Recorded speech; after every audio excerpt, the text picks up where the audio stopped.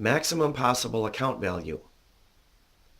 How important is it that you pursue the lofty goals that this suggests? If you have been wondering about the need for the best available rate of compound interest and the largest possible account value, as Mandy Woodruff states in the article accompanying this session, today's 20-year-olds will need over $7 million. Recognizing this need, is it realistic to expect to generate this much wealth? In fact, it is entirely realistic.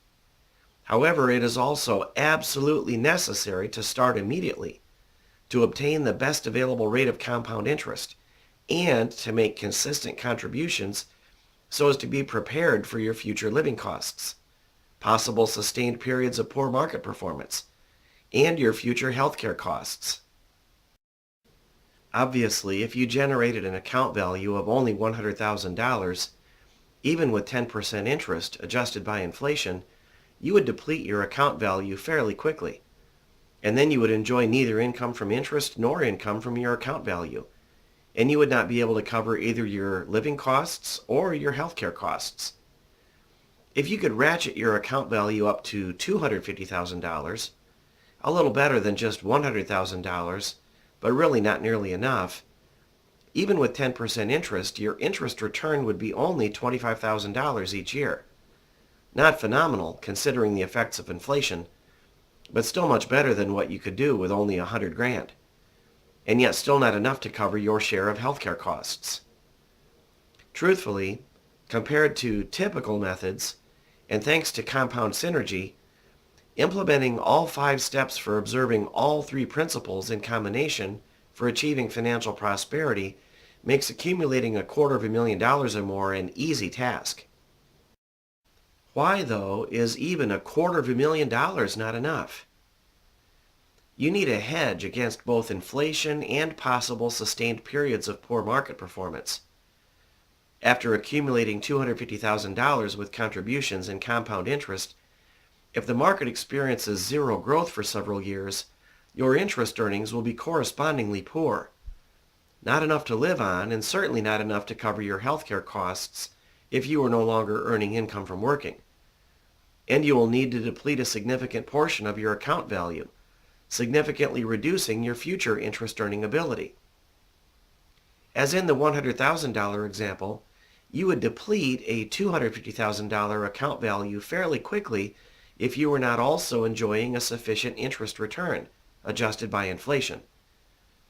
If you could ratchet your account value up to a whole $1 million, it would provide an annual inflation-beating income of $100,000 perpetually at 10% interest, or an annual inflation-fighting income of $25,000 either perpetually at 2.5% interest or for 40 years with no interest until being depleted.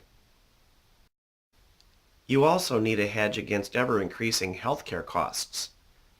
In fact, as Emily Zuhls highlights in the article accompanying this session, a couple turning 65 today can expect to pay more than $250,000 out of pocket in the next 20 years just for health care, an average of upwards of $12,500 each year. Even if you ignore this fact, as you work for years and then decades, all the while growing increasingly accustomed to spending every penny you earn on your lifestyle, you will start recognizing, if not feeling, the increasingly urgent need to save money for later and to work harder to do so even if your strength and energy are beginning to fail you. If you happen to enjoy particularly good health and accordingly do not start recognizing this increasingly urgent need, you could cause yourself unnecessary distress in the event of a sudden and urgent need for money just for medical care. If you happen to assume that the healthcare system will simply take care of you for free if you do not have enough money in such an event, the sad fact is that even the excellent medical care of the 50 United States is simply not available for free. Even after you qualify for benefits at age 65, heavy restrictions are placed on payments for medical care and services through Medicare. If you want to avoid being financially miserable in your golden years, you need to start accumulating permanently risk-free, tax-free, compound interest-bearing wealth now so you can afford the out-of-pocket supplemental costs of Medicare. either by means of a considerably expensive Medicare supplement insurance policy or by means of your own sources of cash. If you cannot afford medical care through Medicare, can you qualify for Medicaid? The sad fact is that if you do not take the initiative to accumulate sufficient wealth to cover your share of healthcare costs, the government will force you into even deeper poverty before giving you the care you need. The government has made it possible for qualified individuals who are simply and demonstrably financially destitute to receive necessary medical care through Medicaid, a state program that is federally supported. However, many applicants with non-cash assets must live through what is known as the spend-down funnel and divest themselves of their assets so as to qualify for Medicaid. This is not a problem for an applicant who does not own any significant personal or real property and so is already considered qualified. However, another applicant may find it especially difficult to qualify due to unwillingness to let go of personal and real property, such as extra vehicles for transportation, recreational vehicles, land, and/or a second home.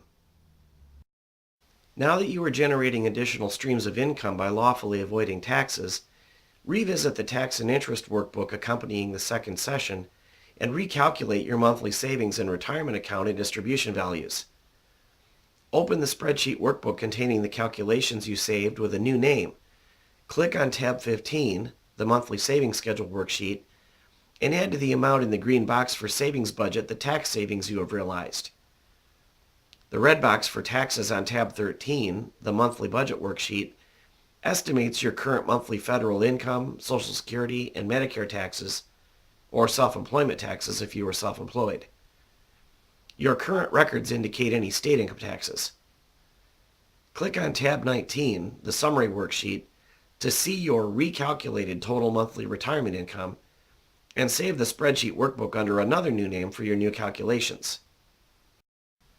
Now that you understand that the enormous cost of taxes and interest without a plan to keep these costs as low as possible can make it extremely difficult for you to accumulate sufficient retirement wealth and income, you also understand that the recalculated total monthly retirement income on the summary worksheet is your loss of sufficient retirement wealth and income if you do not implement all 5 steps for observing all 3 principles in combination for achieving financial prosperity.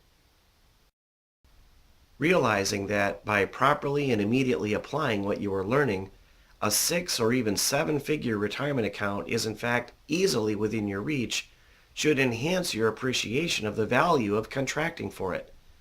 To make it a matter of law and to systematize it so that your account value will truly grow large enough for you to stay well ahead of inflation and enjoy a 6-figure annual interest income for the rest of your life.